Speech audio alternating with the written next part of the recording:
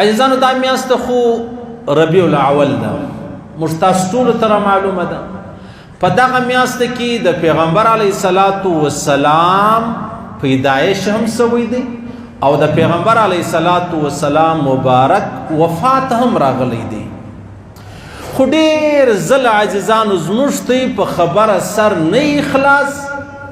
بس د یوه څه اورېدلې له بله اورېدلې بیا ځان ته لوی مضمون جنې جوړ کړی یې چې هغه خبره د اسلام او د دین سره یوه ذره تعلق چې دی هغه نه لري. یوه خبره خو دا ده چې پیغمبر علیه الصلاة والسلام پر 12مه چې موږ ته یې پښتانه بولو 12 د ربیع الاول پیدا سوی دی. علما په دې کې بیخي ډېر اختلاف کوي، وایي پر 12 د ربیع الاول پیغمبر علیه السلام وفات سوی دی، هیڅ شک نشته په دې کې.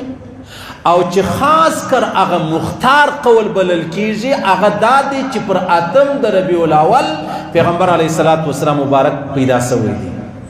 8 د ربیع الاول پیدا سوی دی پیغمبر علیه الصلاة والسلام، پر 12 د ربیع الاول چې دی هغه پیغمبر علیه الصلاة والسلام وفات سوی دی.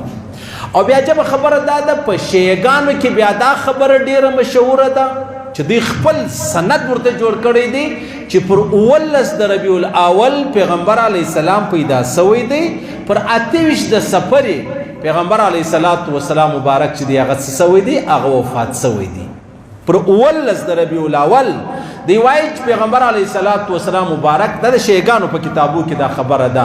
یعنی معلومه ده سو عزیزانو چې دا 12 زما او ستا په دې خاطر جوړول چې پیغمبر علیه السلام پیدا سوی دی دا څه خاص معنا نه لري، دا خبره هیڅ معنا نه لري.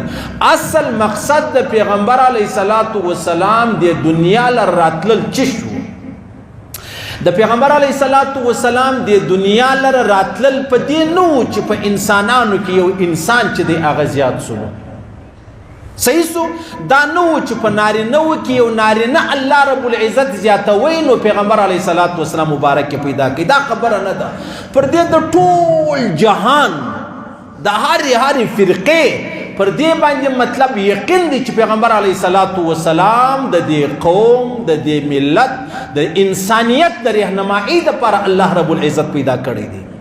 هغه که بیا 8 د ربیع الاول وي که 12 د ربیع الاول وي که 19 د ربیع الاول وي د هغه سره بیا تعلق چې دی هغه نه لري، نه هغه خبره ضروري ده نه هغه خبره چې د هغه لازمي ده. نو ما او تا به د پیغمبر علیه الصلاة والسلام